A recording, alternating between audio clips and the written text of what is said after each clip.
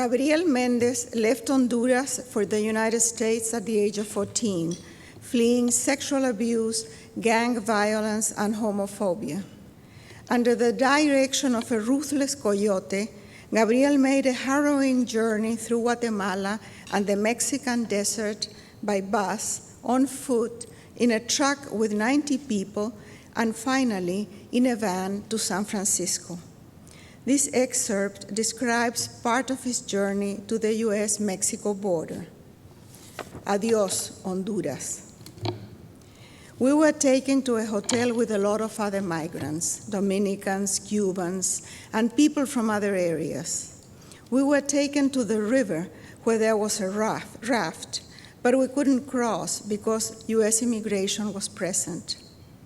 The next day, at 5 in the morning, they woke us up. We crossed the river into the United States and moved to a safe house. Then we went to McAllen, Texas. This was on November 26, 2013. We stayed there for another week. On the 1st of December, a few days before my birthday, we went into the desert at dawn. We spent 4 nights in the desert, including the night of my 15th birthday. We carried beans, sardines, and both flour and corn tortillas with us. That's how we moved through the desert, with that disgusting food. We drank water that was meant for cattle. We drank from anywhere we could find it. It was very cold. The coyote took our jackets and sweaters and used them to brush our footprints so as not to leave a trail. This made it impossible to put them on because they were covered in cactus spines. We had to keep watch for the Border Patrol airplanes and helicopters. Only once did we run into US immigration. They went by the road, but we ducked and hid so they didn't see us. The coyote was called El Diablo. He liked one of the girls in our group from Guatemala, and he raped her in the desert. She was 18, I think. He was an older man, maybe 30 or 40 years old. We slept every night in the desert. There was a woman with us who was 6 months pregnant. There was another man from Guatemala who couldn't walk anymore because of his swollen feet. 2 people had to carry him. We were all very tired. They would give us drugs to keep us awake, ecstasy, and I don't know what other types of drugs, different colored pills. I began to feel extreme anxiety from the drugs. From those drugs they were feeding us. Every 3 hours there was another pill, pill after pill. We felt no hunger, no cold, no weariness.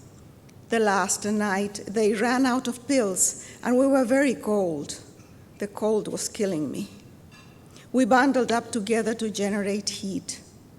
We kept walking, running, jumping fences, and dodging cactus spines. We came upon another group of people who'd been traveling 2 days ahead of us. A young man, under 18, had perished from exposure and lack of water and food. 5 family members stayed with the dead boy. The coyote and the rest of the group had abandoned them. We stopped and then continued on our way. I got stuck in some barbed wire in the desert. The coyote kicked me, ripping my flesh to set me free.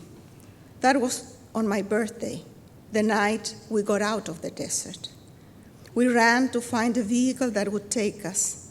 A truck arrived, and inside there was a harrow and tied-up horse.